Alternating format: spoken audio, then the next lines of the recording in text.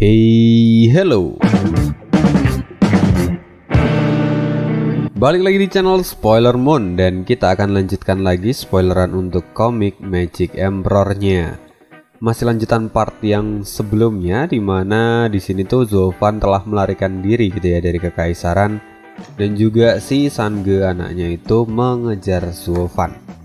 Seperti apa kelanjutannya nanti kita akan dengarkan di part kali ini, part 65, yang mana gue bahas dari bab 407 sampai dengan 410. Sebelumnya gue ucapin banget terima kasih untuk rekan-rekan yang sudah berkenan untuk nyawer mimin. Thank you banget, kalian semua luar biasa. Kita akan lanjutkan lagi untuk spoileran kali ini. 100 mil dari kekaisaran, sebuah cahaya biru melesat di langit. Di sana terlihat Zofan yang saat ini sedang menggendong Zwang-Er. Sepanjang jalan ini adalah pengalaman yang terindah bagi Zwang-Er. Jantungnya tidak berhenti berdebar-debar. Dia tidak pernah menyangka kalau hari seperti ini akan terjadi di dalam hidupnya, di mana Zofan itu menunjukkan cintanya dan mereka menjadi musuh dari kekaisaran. Pengalaman ini tentu sangat ekstrim tapi juga romantis. Sesaat, Zwang-Er melupakan tugas utamanya untuk menyelamatkan rakyat dan terbuai oleh tindak tanduk dari Zofan. Setelah mereka sampai di tempat itu, tiba-tiba cahaya merah yang sedari tadi mengikuti mereka pun semakin mendekat.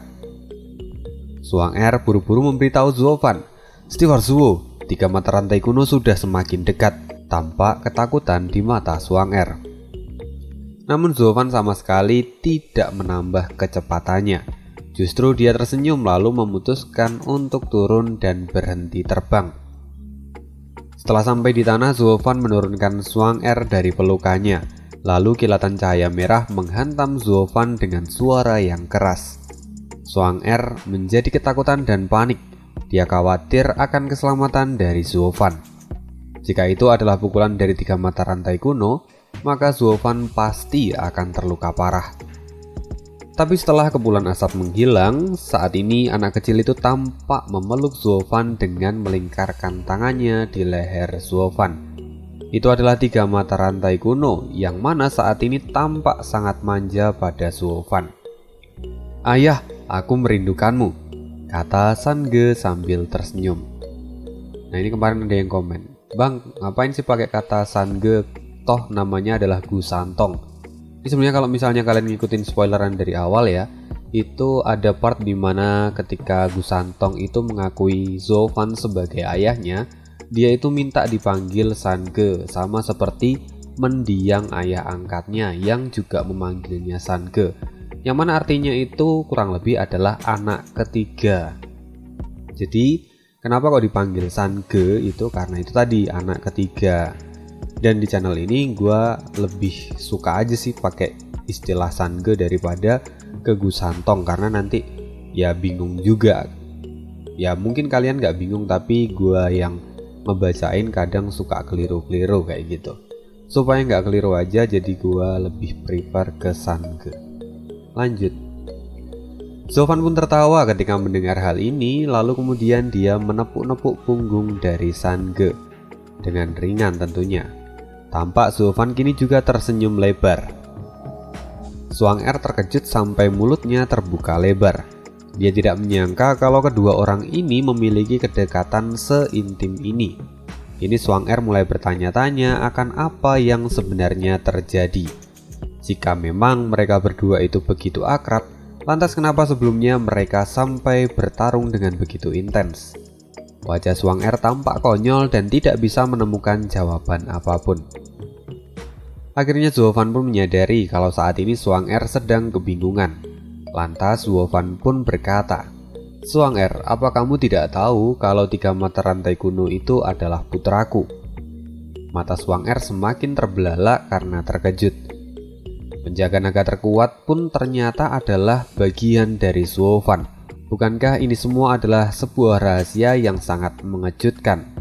Siapa yang bisa menebak semua ini? Pikir Zwang-Er. Ini adalah hal yang wajar kalau Zhuang Er itu tidak tahu tentang San Ge, karena sebelumnya saat Zuo Fan memperkenalkan diri kalau San Ge itu adalah putranya, itu ada pada saat keluarga Luo masih di Gunung Angin Hitam, tepatnya sebelum upacara pengangkatan mereka sebagai pilar ke-8. Dan di saat itu Zhuang Er masih belum ada di sana ya, jadi wajar kalau dia tidak mengetahuinya. Setelah itu Zhuang Er masih tidak bisa mempercayai apa yang dia lihat. Lalu Zuo Fan pun menceritakan detailnya secara terperinci. Jika memang begitu, lantas kenapa kalian sebelumnya justru bertarung dengan begitu serius? Kata Zhuang Er dengan wajah kebingungan.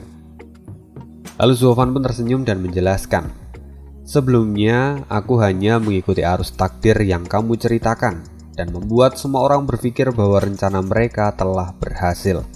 Selain itu, kebetulan sekali bahwa Kaisar hari ini memang ingin menjadikanku sebagai mata badai yang baru. Karena hal itu, dia mencoba untuk memprovokasiku dengan cara mengatur pernikahanku dengan Yongning. Sungguh lelucon dari bapak-bapak yang tidak lucu. Apa? Kamu menyebut ini sebagai lelucon? Tanya Zhuang Er. Ya, itu memang adalah lelucon yang sama sekali tidak lucu. Kaisar memaksaku menikahi Yongning hanya untuk membuatku marah.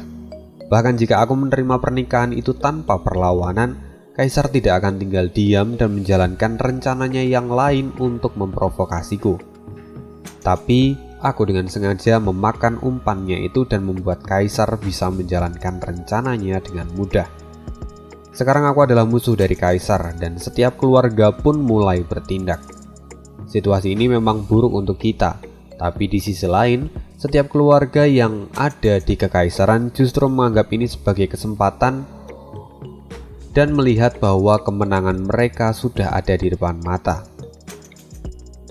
Saya mengerti, kata Zhuang Er sambil menganggukkan kepalanya. Sampai sebuah pikiran tiba-tiba terbersit di dalam pikirannya.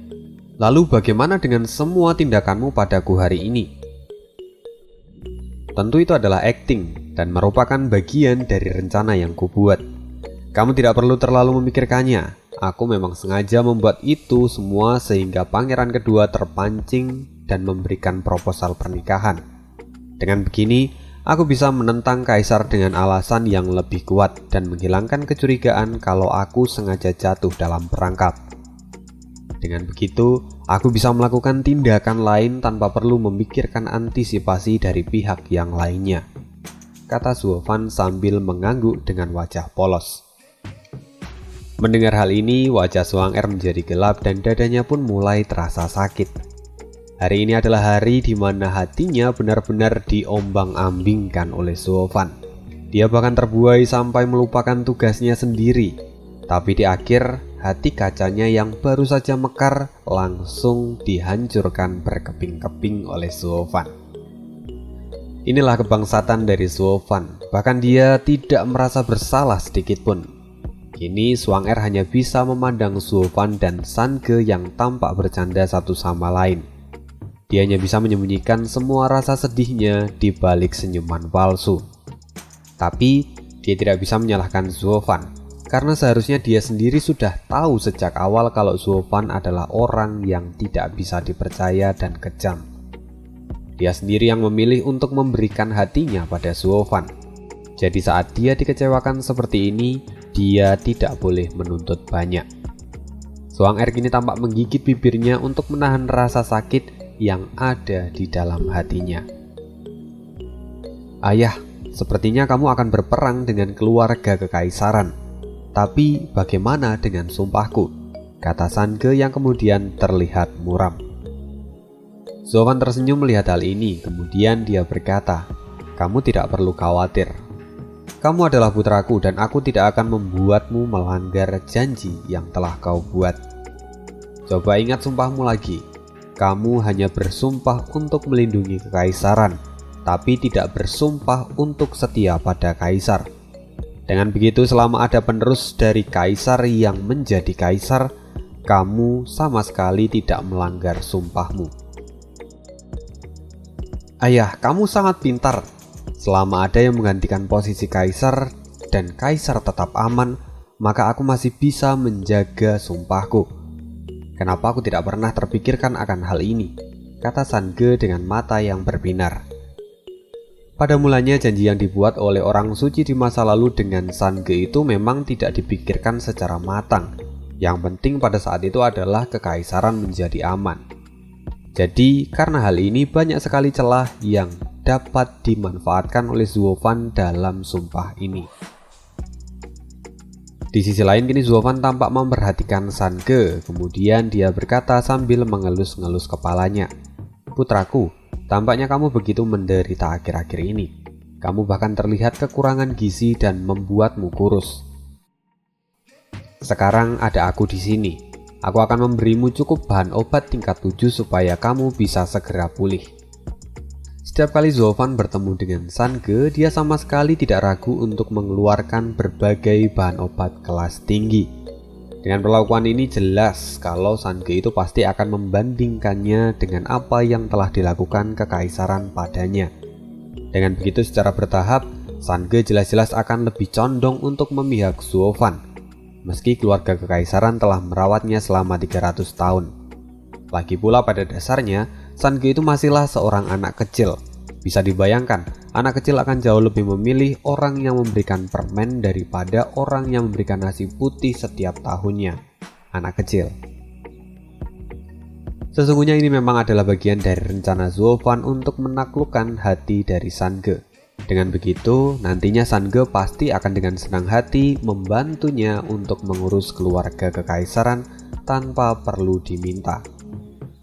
Jika kekaisaran mengetahui akal bulus dari Zuo Fan ini, mereka pasti sudah memperbaiki kualitas dari bahan obat yang mereka berikan pada Sange. Dengan begini, posisi Zuo Fan tidak akan lagi tergoyahkan. Siapa yang bisa mengalahkan dia jika Sange saja saat ini berada di pihaknya? Kini Sange tampak gembira dan kemudian mengambil bahan obat yang Zuo Fan berikan lalu segera memakannya. Ayah, aku pasti akan selalu mengikutimu di masa depan selama kamu menyisakan salah satu anggota keluarga kekaisaran untuk menjadi kaisar pengganti. Tentu saja, itu adalah masalah kecil, kata Zuo Fan sambil tersenyum. Dengan begini Sange secara tidak langsung telah bersumpah untuk berada di sisi Zuo Fan dan siap membantunya di masa depan. Melihat hal ini Zhuang-Er kini hanya bisa ternganga. Perlahan kini dia semakin mengagumi kepandaian dari Zuo Fan. Dengan situasi ini sepertinya harapan kakeknya akan benar-benar terwujud di tangan Zuo Fan. Lalu setelah itu tiba-tiba asap hitam jatuh dari langit di dekat mereka bertiga. Steward Zuo, kami telah melaksanakan semua sesuai dengan perintah Anda. Bahkan kami juga mengalah dalam pertarungan tadi. Di sisi lain kami juga sudah menjual tuan dan nona muda yang menyebalkan itu, kata kurcaci pertama sambil tertawa. Zuo Fan menoleh ke arah mereka berempat lalu berkata, jangan gunakan kata menjual, ini adalah strategi, bukan menjual. Lalu berhentilah untuk berbohong, apanya yang mengalah? Jelas-jelas kalian itu babak belur dan bahkan noda darah di dadamu masih belum mengering. Kurcaci pertama buru-buru melihat dadanya dan ketiga rekannya. Kini matanya menajam dan dia menjadi marah. Kenapa kalian bertiga tidak mengatakan ini? Seharusnya kita berhenti untuk mandi terlebih dahulu. Bukankah tadi kita melalui sungai kecil? Ketiga kurcaci yang lainnya tampak sedih kemudian berkata dengan serempak, Bos, kenapa kamu tidak memperhatikannya sendiri? Jangan menyalahkan kami. Kurcaci pertama menjadi semakin marah dan mengutuk. Jika aku memperhatikan setiap detail kecil, maka apa gunanya kalian? Mendengar hal ini ketiganya semakin merasa sedih dan wajah mereka pun tampak suram. Kurcaci pertama buru-buru menjelaskan, dia tidak mau tampak buruk di hadapan Zuo Fan. Steward Zuo, kami benar-benar sudah mengalah dan ini hanyalah akting. Zuo Fan sendiri tersenyum lalu dia melambaikan tangannya. Itu tidak masalah. Lagi pula mengakui kekalahan itu lebih bagus daripada berpura-pura mengalah. Sekarang aku ingin kalian berempat mengantarkan kembali Zhuang-Er ke Gunung Angin Hitam. Aku akan pergi dengan Sange ke tempat lain terlebih dahulu. Kamu mau pergi kemana? Apa kamu tidak ikut kembali bersama dengan kami? Kata Swanger dengan tergesa-gesa. Zofan tersenyum lalu kemudian dia berkata, tidak, aku akan kembali untuk mengambil para sandera. Dan begitulah akhirnya mereka pun berpisah di sana.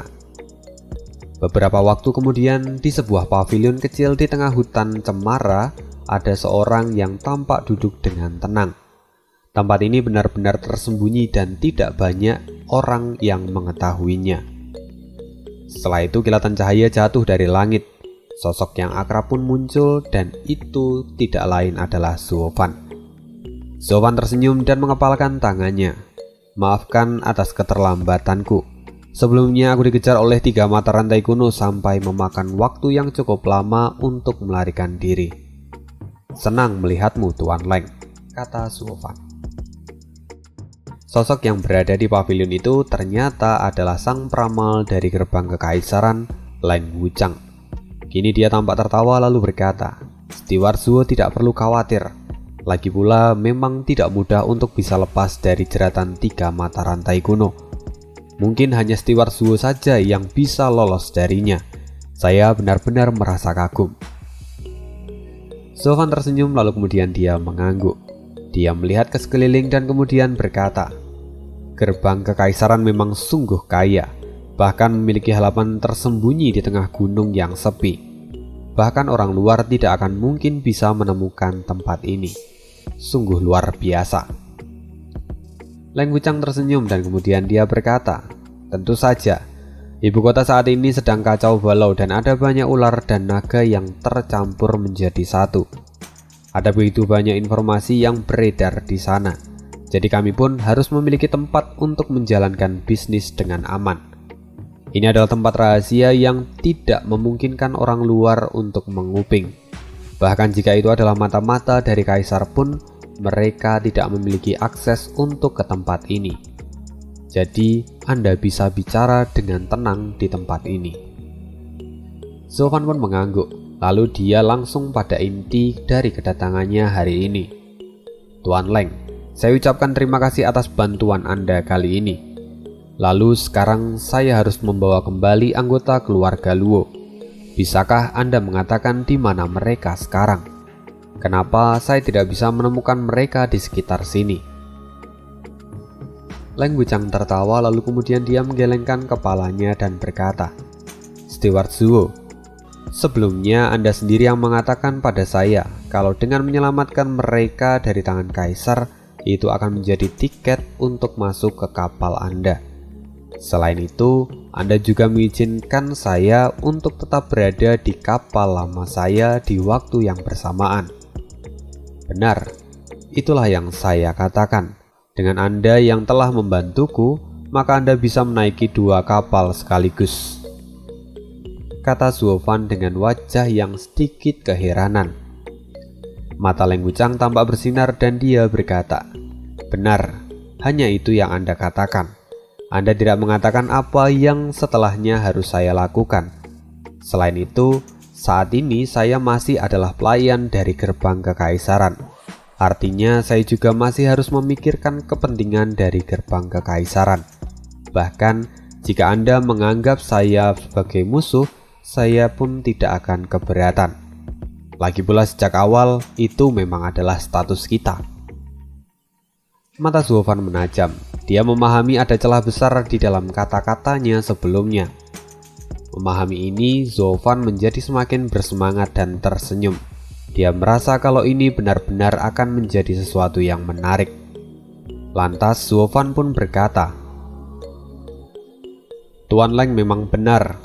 Jadi apa sekarang Anda memutuskan untuk menjadi musuh saya dan berniat untuk tidak mengembalikan keluarga Luo? Mendengar ini Leng Wuchang tertawa lalu dia berkata, menjadi musuh Anda? Tentu saya tidak akan berani saat ini. Apalagi setelah turnamen 100 aliran, saya bisa menyadari bahwa membuat Anda marah adalah satu sikap yang tidak bijak. Tapi saya juga tidak bisa membuat gaun pernikahan dan menyerahkan pada Anda begitu saja tanpa bayaran. Saya juga bukan orang yang bodoh. Langsung saja ke intinya, kata Zuofan sambil menatap Leng Wuchang. Leng Wuchang kini menjadi serius dan dia berkata, kami saat ini telah mengambil langkah yang sangat beresiko. Bahkan kami terancam dihancurkan oleh kaisar sendiri. Tapi saya juga sadar bahwa tidak boleh menjadi musuh dari Anda saat ini. Sekarang saya pasti akan mengembalikan anggota keluarga Luo yang ada di tangan kami. Hanya saja kami membutuhkan sesuatu sebagai harga untuk mereka. Alis Zuofan terangkat dan kemudian dia berkata, apa yang Anda inginkan? Harga diriku, etika, atau kesetiaanku? Mendengar ini Leng Wuchang tertawa dan berkata, memangnya Anda memiliki ketiga hal itu? Mata Zuofan memadat dan berkata, apa kau pikir aku tidak memilikinya? Meski aku tidak menunjukkannya, tapi ketiganya adalah sesuatu yang selalu kujaga selama beberapa dekade.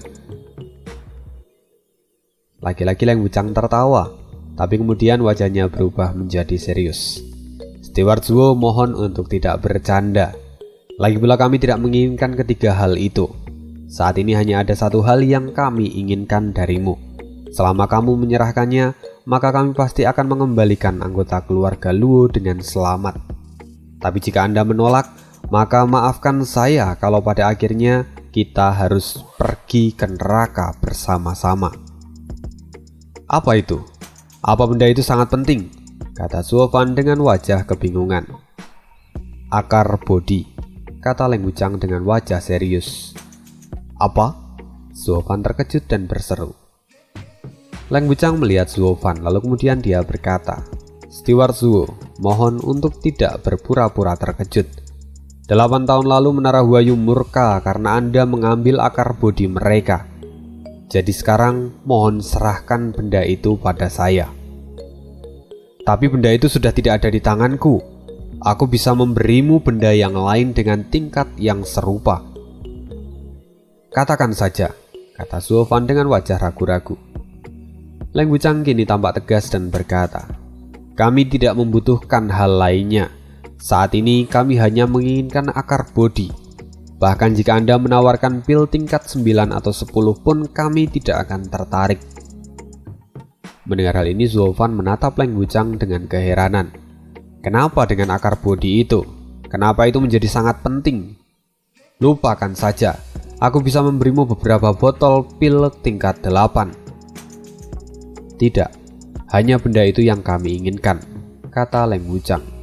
Dia kemudian menghela nafas panjang lalu berkata, baiklah, akan sedikit saya jelaskan. Lagi pula saat ini perselisihan di dalam kekaisaran sudah hampir mencapai puncaknya. Jadi tidak ada alasan lagi untuk menyembunyikan semuanya dari Anda. Mari mulai dengan sebuah pertanyaan.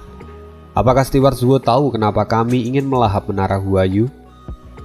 Jika Anda berpikir karena mereka adalah sekumpulan wanita dan yang terlemah dari ketujuh pilar, maka Anda salah besar. Mereka adalah kunci dari semua rencana kami, karena mereka memegang harta yang sudah diturunkan dari generasi ke generasi. Harta itu tak lain adalah akar bodi. Zuofan memikirkan hal ini lalu kemudian dia mengangguk. Tuan Leng, izinkan saya mengatakan yang sebenarnya. Saat ini akar bodi sudah tidak berada di tangan saya, karena setelah kekacauan besar itu, saya mengembalikan akar bodi itu pada mereka. Ini juga alasan kenapa akhirnya kami bisa menjadi sekutu. Jika aku tidak mengembalikannya, bagaimana mungkin mereka mau menggandeng tangan kami?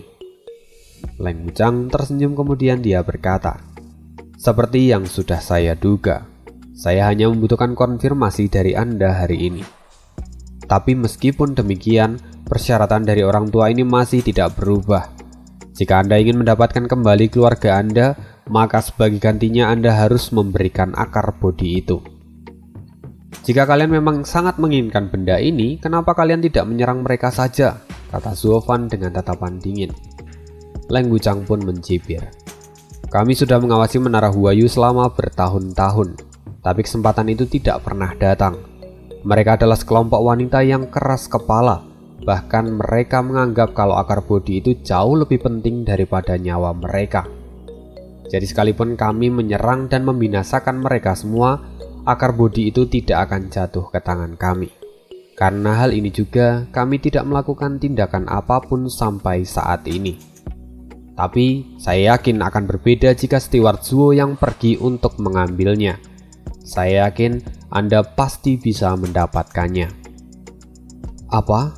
Apa Anda meminta saya untuk mengkhianati mereka? Seharusnya Anda juga tahu kalau kami adalah sekutu. Jika saya melakukannya, maka keluarga Luo akan kehilangan kredibilitas dan menjadi musuh dari mereka, kata Zuo Fan dengan nada tinggi. Saya tidak terlalu peduli akan apa yang akan terjadi pada kedua keluarga kalian. Saat ini, saya hanya menginginkan akar bodi itu. Dan itu adalah syaratnya. Anda bebas memilih apa yang mau Anda lakukan. Tapi, memberikan akar bodi jelas jauh lebih mudah daripada Anda mengambil keluarga Luo dari tangan kaisar, kata Leng Wuchang sambil tersenyum. Sekarang Anda tidak perlu terlalu buru-buru. Anda bisa pergi dan memikirkannya lagi. Jika Anda sudah mendapatkannya, maka Anda bisa menemui saya, kata Leng Wuchang lagi. Zuo Fan memahami maksud dari Leng Wuchang. Lalu dia mengepalkan tangannya dan kemudian meninggalkan tempat itu. Sekarang jauh di dalam hutan yang sepi, Zuo Fan kembali menampakkan dirinya dan menemui San Ge yang saat ini terlihat duduk dengan wajah bosan di atas pohon. Lalu saat San Ge melihat Zuo Fan, dia segera menghampirinya dan berkata dengan riang, "Ayah, kamu sudah kembali. Lalu di mana orang-orang yang kamu maksudkan tadi? Kenapa kamu justru datang sendirian?" "Sial. Rubah tua itu tidak mau menyerahkan mereka secara langsung dan memberikan syarat," kata Zuo Fan dengan wajah kesal. Lalu dia memandang San Ge dan bertanya, "Anakku, apa kamu masih mengingat bau dari nona keluarga Luo? Tolong cium keberadaan mereka. Aku tahu indera penciumanmu sangatlah tajam." San Ge mengangguk. Lalu dia mulai mencari keberadaan dari orang-orang yang ada di keluarga Luo. Tapi pada akhirnya San Ge menggelengkan kepalanya dan berkata, "Ayah, aku tidak bisa menemukan jejak mereka sama sekali dalam 1000 mil." Orang tua itu benar-benar sudah mengantisipasi semuanya. Dia bahkan tidak menempatkan Sandra di dekatnya sekarang, kata Zuo Fan yang saat ini tampak marah. Tapi dia kemudian mulai memikirkan beberapa rencana. Butuh waktu yang cukup lama supaya Zuo Fan bisa mengendalikan emosinya. Lalu dia berkata, "Baiklah, ayo pergi ke Menara Huayu. Kita selesaikan masalah ini dengan cepat." Setelah itu Zuo Fan kemudian melompat dan terbang tinggi. Melihat hal ini, San Ge kemudian segera mengikutinya. Tidak terasa, bulan kini bersinar, terang ditemani bintang-bintang. 2 bulan telah terlewati, dan kini 2 buah bayangan tampak bergerak secara sembunyi-sembunyi dan menyelinap di antara bangunan-bangunan yang tinggi. Perlahan sinar bulan menyinari keduanya, dan terlihat jelas bahwa itu ternyata adalah Zuo Fan dan San Ge. Setelah menempuh perjalanan selama lebih dari 2 bulan, akhirnya keduanya sampai di kota Menara Huayu. Perlahan Zuo Fan bisa merasakan perasaan nostalgia ketika memasuki kota ini. Dia tidak pernah menyangka bahwa dia akan mengulangi perjalanan lamanya sebagai pencuri di kota ini. Bahkan apa yang mau dia curi pun adalah benda yang sama. Saat ini San Ge kemudian bertanya, "Ayah, bukankah kita hanya ingin mendapatkan bahan obat kelas 8? Kenapa tidak kita ledakkan saja seluruh kota ini dengan pukulanku? Lalu setelahnya kita bisa mencarinya di antara puing-puing. Itu jauh lebih efisien daripada rencana ini. Kita harus menunggu lama dan lagi bertindak seperti pencuri ini benar-benar merusak citraku," kata San Ge dengan wajah muram. Sedangkan Zuo Fan kini dia tertawa, lalu dia berkata, "San Ge, perlu kamu tahu bahwa benda yang kita cari tidak akan mudah untuk ditemukan. Karena jika memang benda itu dapat dengan mudah ditemukan, maka gerbang kekaisaran pasti sudah menerobos dan menghancurkan Menara Huayu. Dengan begitu, Kita tidak bisa menggunakan cara kekerasan. Lalu aku juga tidak ingin merobek wajahku di hadapan mereka semua. Sange saat ini memandang Zuofan dengan sedikit wajah keheranan. Dia pun bertanya, lantas bagaimana caranya untuk membuat mereka bisa bicara tanpa kekerasan? Bukankah itu suatu hal yang mustahil? Zuofan tersenyum lalu dia berkata, "Anakku, apa kamu lupa siapa ayahmu ini? Lihat saja, aku akan menunjukkannya." Kemudian Zuofan terbang ke langit dan mengeluarkan sayapnya. Perlahan kilauan biru tua mulai menyebar dan cahaya bulan seolah semakin mendukungnya, dan cahaya ini menjadi semakin kuat. Semua orang memperhatikan cahaya ini dan perlahan mulai terpesona. Satu persatu dari mereka kini mulai berjatuhan dan pingsan. Lalu saat mendengar suara yang jatuh, Chu Bijun yang saat ini tengah berlatih di dalam sebuah ruangan sampai terkejut. Dia kemudian berkata, "Xiao Yu, apa yang terjadi?" Namun tidak ada jawaban sama sekali. Dia menoleh ke arah jendela dan melihat cahaya biru yang berpendar. Ada keraguan-raguan di mata Chu Bijun. Lalu dia segera bangun dan membuka pintu. Tapi di depan matanya kini semua murid yang berjaga di sana telah pergi. "Kemana perginya semua orang?" kata Chu Bijun. Setelah itu sebuah teriakan mengejutkan Chu Bijun dan dia pun menoleh. "Nenek, kabar buruk. Aku melihat seorang laki-laki berjubah hitam pergi membawa akar bodi." Itu adalah pengawas Peony. "Apa?" Mata Chu Bijun tampak sangat terkejut lalu dia bertanya, "Apa yang terjadi di sini? Aku meletakkan akar bodi di tempat yang tidak diketahui siapapun. Bagaimana mungkin orang luar bisa mengambilnya?"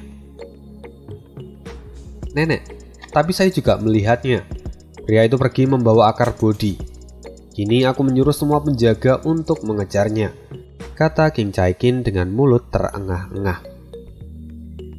Chu Bijun kemudian menenangkan dirinya dan berkata dengan lebih rileks, "Akan kutanya sekali lagi, apa kalian benar-benar melihat bahwa yang dibawa orang itu adalah akar bodi?" "Benar, Nenek. Aku melihatnya dengan mata kepalaku sendiri," kata pengawas Peony. "Baiklah, jika memang demikian, maka bawa aku melihat penyimpanan rahasia," kata Chu Bijun. Setelah itu, baik pengawas Peony dan King Chaikin memimpin jalan menuju ke tempat penyimpanan rahasia. Di mata Chu Bijun saat ini ruangan yang ia lalui benar-benar kosong. Padahal ada banyak sekali murid-murid dari Menara Huayu yang tergeletak di lantai karena pingsan. Setelah beberapa waktu, Sange melihat Chu Bijun. Dia pun tidak bisa menahan dirinya untuk berkomentar. "Ayah, apa orang itu sedang mengigau? Kenapa dia tampak berbicara sendiri seperti orang gila?" kata Sange yang saat ini mengamati Chu Bijun berjalan dengan sendirian. Zuofan tersenyum lalu dia berkata, "Itu adalah kemampuan dari mata ketiga Dewa Kongming milik ayahmu. Saat ini dia sedang di dalam ruang ilusi milikku, dan saat ini dia sedang mengikuti ilusinya sendiri untuk menuntun kita ke tempat penyimpanan rahasia milik mereka. Lalu setelah kita mendapatkan akar bodi, aku juga akan memasukkan ingatan ke kepala mereka kalau ini adalah tindakan dari gerbang kekaisaran. Dengan begitu, kita tidak akan menjadi musuh dari mereka, dan gerbang kekaisaran akan tetap disalahkan." "Ayah, kamu benar-benar mengerikan. Matamu sudah menjadi sangat kuat. Bahkan baru beberapa hari terakhir sejak kita bertemu, kini dia sudah mencapai tahap ketiga. Sungguh luar biasa," kata Sange dengan ekspresi penuh kekaguman. Zuofan sendiri tersenyum lalu kemudian dia berkata, "Sange, perhatikan wanita itu. Dia sungguh tidak mudah untuk diatasi. Meski kini dia telah berada di dalam ruang ilusiku, tapi dia selalu berada di paling belakang dan mengamati sekitar. Dia terus mencoba untuk mengkonfirmasi apakah semua yang dia lihat itu nyata atau tidak. Tapi sayang sekali, ilusiku itu terlalu sempurna. Mereka tercipta dari lubuk hati yang terdalam, dan karenanya tidak peduli seperti apapun dia mencoba mencari perbedaannya, itu adalah hal yang percuma. Karena semuanya bertindak seperti mereka yang sebenarnya. Sange kemudian mengangguk dan mengikuti Zuo Fan. Ayah, memang benar, mereka sungguh waspada. Hal ini juga adalah alasan kenapa kita tidak bisa menggunakan kekuatan pada mereka. Jika kamu menghancurkan tempat ini, maka kita tidak akan pernah bisa menemukan harta yang sedang kita cari. Mereka adalah kumpulan wanita yang telah menjaga harta ini selama ribuan tahun, kata Zuo Fan sambil tertawa.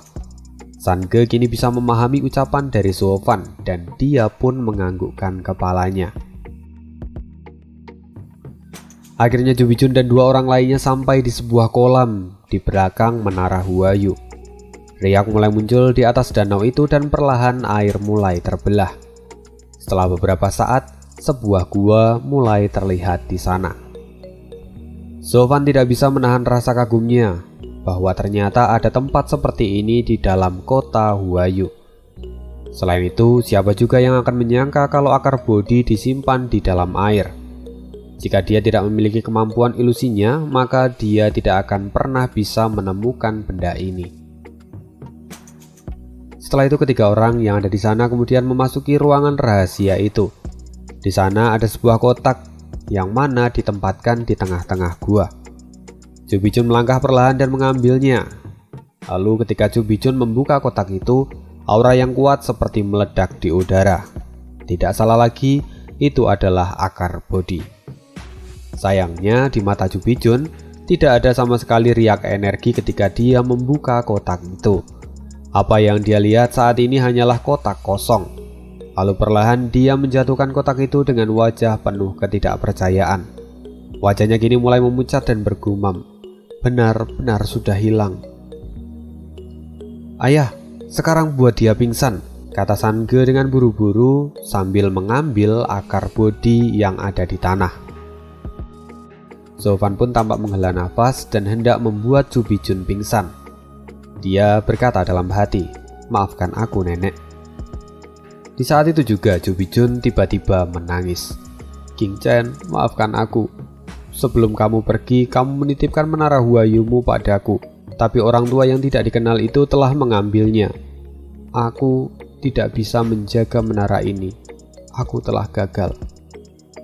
Zuo Fan terhenti. Dia penasaran dengan apa yang dikatakan oleh Chu Bijun. Bukankah sebelumnya dia mengatakan kalau cucu saat ini sedang dalam pelatihan? Lantas apa maksudnya dengan dia pergi? Nenek, jangan sedih. King Chen hanya pergi untuk sementara. Dia pasti akan segera kembali, kata pengawas Pioni sambil memeluk Chu Bijun. Tentunya ini adalah ilusi.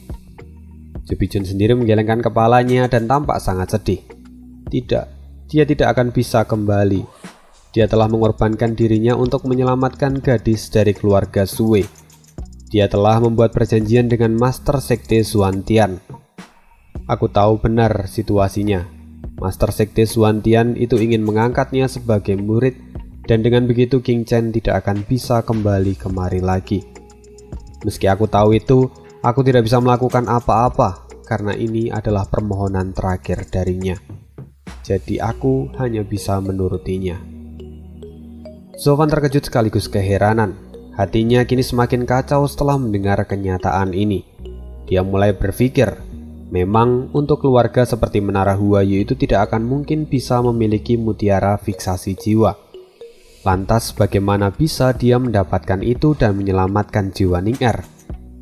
Pertanyaan ini memang hanya bisa dijawab jika cucu telah melakukan kesepakatan dengan Sekte Xuantian. Jelas itu adalah alasan yang paling logis. Apa yang cucu lakukan tidak ada bedanya dengan apa yang dia lakukan dengan Xie Wuyue dari Sekte Moche. Tapi pertanyaan berikutnya, kenapa dia sampai melakukan ini? Menyelamatkan Ning Er seharusnya adalah tanggung jawab dari Zuo Fan, dan itu tidak ada hubungannya dengan cucu. Kenapa dia sampai mau mengorbankan hidupnya? Pertanyaan-pertanyaan ini terus berkecamuk di dalam pikiran Zuo Fan. Inilah sosok sang Raja Iblis kita yang kurang cakap dalam menggunakan hatinya. Bahkan dia tidak bisa memahami masalah sesimpel ini. Kini Zuofan merasakan sakit di dalam hatinya.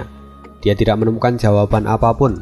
Lalu dia kemudian mengangkat tangannya. "Ayah, apa yang kamu lakukan? Jika kamu tidak bisa melakukannya, biarkan aku yang membuat dia pingsan," kata Sange yang berniat untuk memukul Jo Bijun. Tapi Zuofan segera meraih bahu dari Sange dan kemudian menarik ilusi dari pikiran Jo Bijun. "Zuofan, kenapa kamu di sini? Apa yang kamu lakukan?" kata Jo Bijun dengan panik setelah pulih dari ilusi yang ia alami. Dia sungguh terkejut ketika melihat akar bodi saat ini ada di tangan Zuofan. Zuofan tidak berniat untuk menjelaskan semuanya. Dia hanya berkata, "Nenek, saat ini dunia sedang kacau balau. Pindahkan semua orang dari Menara Huayu ke keluarga Luo di Gunung Angin Hitam. Aku berjanji, kamu dan semua orang di Menara Huayu pasti akan aman. Lalu untuk akar bodi, aku akan membawanya pergi." Begitu Zuofan selesai mengatakan ini, lingkaran cahaya emas di pupil matanya kembali muncul dan dia serta Sange pun menghilang dari tempat itu. Jo Bijun yang kini masih kebingungan dan tidak tahu akan kejadian yang baru saja ia alami ditinggalkan tanpa penjelasan. Di sisi lain, Sange juga tampak bingung. "Ayah, kenapa kamu memutuskan untuk menunjukkan diri pada mereka?" "Tidak apa-apa. Aku hanya tidak ingin curang," kata Zuofan sambil menghela nafas. Lalu dua sosok itu pun kembali menghilang dalam gelapnya malam. Beberapa saat kemudian, Zuofan sampai di sebuah tempat yang berjarak kira-kira 100 mil dari Menara Huayu. Di depan tempat itu kini dijaga oleh dua orang ahli di ranah surga yang mendalam. Saat mereka melihat Zuofan, segera mereka membungkuk dan berkata, "Selamat datang, Steward Zuo. Jika boleh tahu, ada urusan apa Anda kemari?" Zuofan tidak memandang mereka dan hanya melihat ke arah halaman sambil berkata, "Bahwa aku menemui Tuan Leng." Sebenarnya 1 bulan yang lalu sebelum Zuofan menyelinap ke Menara Huayu, dia sempat mengirimkan sebuah slip giok kepada Leng Wuchang supaya dia menyiapkan semuanya untuk transaksi mereka, termasuk tempat dan juga para tahanan. Karena hal ini juga Leng Wuchang segera menyiapkan sebuah tempat yang berjarak hanya kira-kira 100 mil dari Menara Huayu sebagai tempat pertemuan. Jadi Zuofan hanya membutuhkan waktu kurang lebih 1 jam untuk bisa mencapai tempat ini. "Tuan Leng sudah lama menunggu Anda. Mari ikuti saya," kata salah satu penjaga itu. Dengan begitu Zuofan pun mengikutinya tanpa banyak bertanya. Sampai akhirnya Zuofan bisa melihat sosok dari Leng Wuchang yang saat ini duduk di bangku taman belakang. Melihat kedatangan dari Zuofan, Leng Wuchang segera berdiri dan mengepalkan tangannya. "Steward Zuo, tidak kusangka Anda bisa mendapatkan benda itu secepat ini. Saya merasa sangat kagum." "Saya lebih mengagumi Anda, karena Anda bisa sampai ke tempat ini dengan sangat cepat.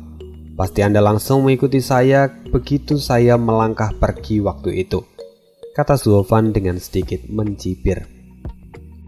Leng Wuchang tersenyum lalu kemudian dia mengangguk. "Steward Zuo memang benar-benar pandai. Tanpa saya jelaskan pun Anda sudah bisa menebaknya. Meski saya telah mencoba sekuat tenaga untuk mengikuti Anda, tapi pada akhirnya masih tidak terkejar. Jadi mari kembali ke topik. Apakah Anda sudah menyiapkan akar bodi yang saya minta? Jika memang sudah, maka mari segera mulai transaksinya."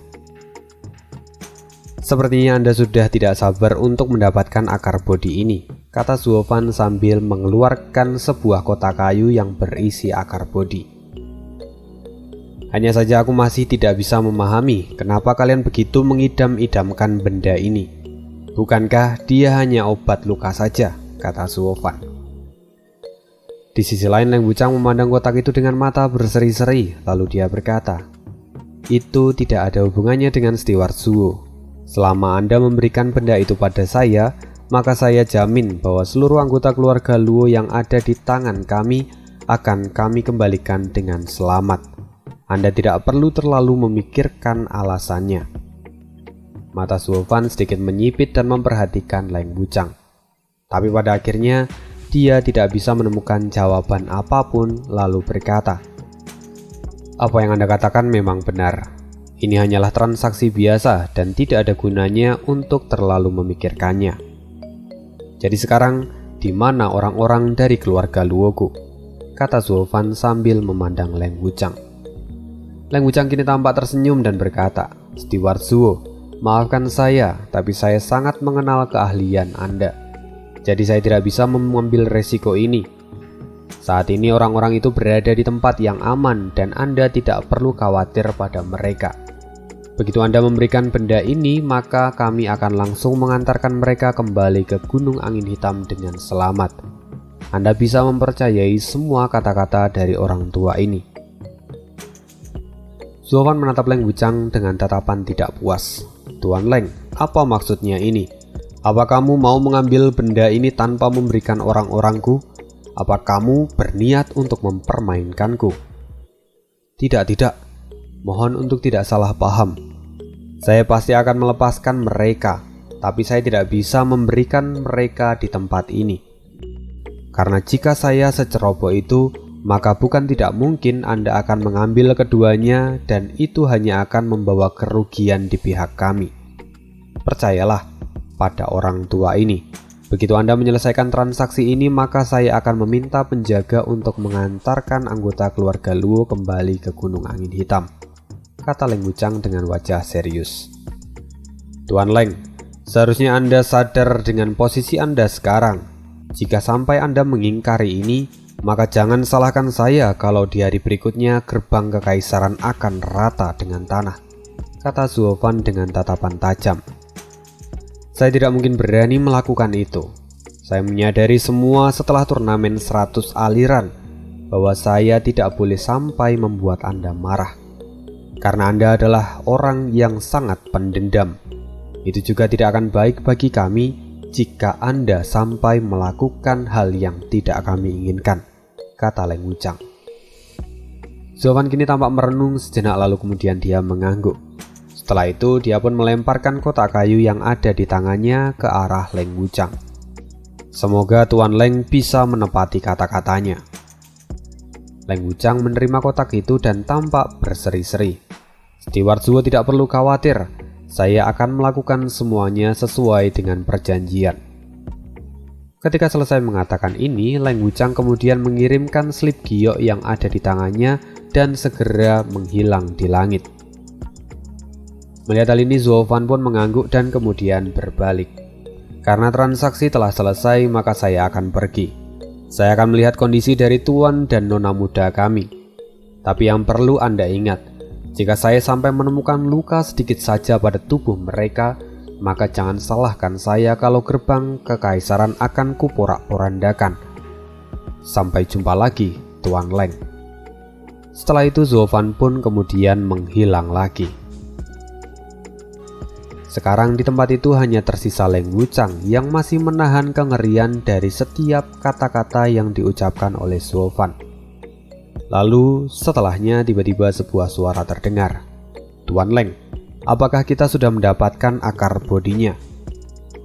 Pemilik suara itu tak lain adalah Patriark Huangpu Tianyuan yang kini berjalan ke arah Leng Wuchang. Lalu setelah mendengar ini, Leng Wuchang pun segera menundukkan kepalanya dan menyerahkan kotak yang ada di tangannya. "Selamat kepada Patriark. Benda itu ada di sini. Dan rencana kita dapat berjalan sesuai dengan rencana." Huangpu Tianyuan kemudian mengambil kotak itu dengan penuh semangat. Wajahnya kini tampak dipenuhi dengan kegembiraan. "Dengan begini, aku bisa berlatih seni bela diri Jiulong tubuh ke-9. Benar, dengan mempraktekkan seni tubuh ini, kita bisa mengurus kekuatan utama dari gerbang kekaisaran dan juga Zuo Fan.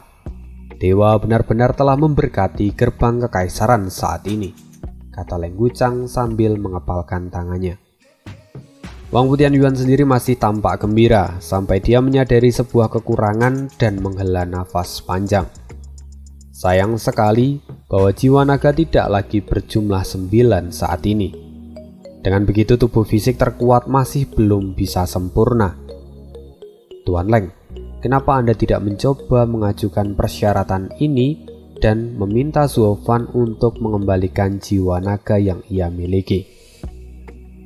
Leng Wuchang tampak menghela nafas. Patriark, Anda seharusnya berpuas diri saat ini. Temperamen dari anak itu benar-benar tidak terkendali. Jika kita sampai menyentuh garis bawahnya, maka dia bisa marah dan mengacaukan semuanya. Ini adalah sebuah pertaruhan dan dia mau mengikutinya dengan tanpa keluhan sudah merupakan sebuah anugerah bagi kita. Jika kita menambahkan syarat baru untuk mengembalikan jiwa naganya, maka saya bisa menjamin kalau anak itu pasti akan sangat marah dan saya tidak bisa membayangkan apa yang akan dia lakukan pada kita. Lagi pula saat ini, Anda juga sudah bisa berkultivasi dengan 8 jiwa naga yang tersisa. Saya yakin ini saja sudah sangat menyakitkan. Bahkan tidak ada peluang berhasil jika kita tidak memiliki akar bodi ini. Kita harus cukup berpuas diri saat ini. Lebih baik sekarang kita selesaikan pemurnian tubuh Anda. Dan jika Anda sudah bisa menyempurnakannya, maka kita hanya tinggal mengambil jiwa naga terakhir yang ada di tangan Suofan. Itu akan jauh lebih mudah dan tidak beresiko, kata Leng Wuchang sambil meyakinkan. Wang Pu Tianyuan kini mengerti semuanya, dan dia masih tetap bahagia karena bisa memulai proses kultivasinya. Di tengah kebahagiaan dari kedua orang ini, mereka sama sekali tidak menyadari bahwa saat ini di bawah lantai mereka berdiri ada baby blood milik Suofan yang sedang menguping. Lalu setelah mendengar semua itu, baby blood itu pun kemudian berubah menjadi kilatan cahaya dan kembali ke arah Suofan. 20 mil jauhnya dari tempat pertemuan, baby blood Suofan akhirnya kembali ke dalam tubuh dari Suofan. Dia kini menyadari semua rencana dari Leng Wuchang dan Wang Pu Tianyuan. Pemurnian tubuh tingkat 9. Sepertinya itu akan menarik, kata Suofan sambil sedikit tersenyum. Tidak kusangka bahwa dia akan menggunakan akar bodi untuk tujuan ini. Jika orang itu berhasil melakukannya, maka dia pasti akan menerobos dari ranah surga yang mendalam langsung ke ranah visi dewa. Untungnya aku masih memegang 1 jiwa naga lagi. Jika tidak, mungkin dia bisa melakukan terobosan yang jauh lebih tinggi. Tapi di sisi lain, saat mereka fokus dengan kultivasi mereka, itu akan memberikanku waktu untuk bisa menyelesaikan rencana yang lainnya. Tampak senyuman jahat menghiasi wajah dari Suofan. Setelah itu, Suofan pun memandang Sange dan berkata, "Sange, ikut ayah ke pegunungan 10.000 binatang iblis." "Ayah, apa kamu mau pergi ke sana dan menggali ramuan untukku?" kata Sange dengan penuh semangat. Tapi Suofan hanya tersenyum.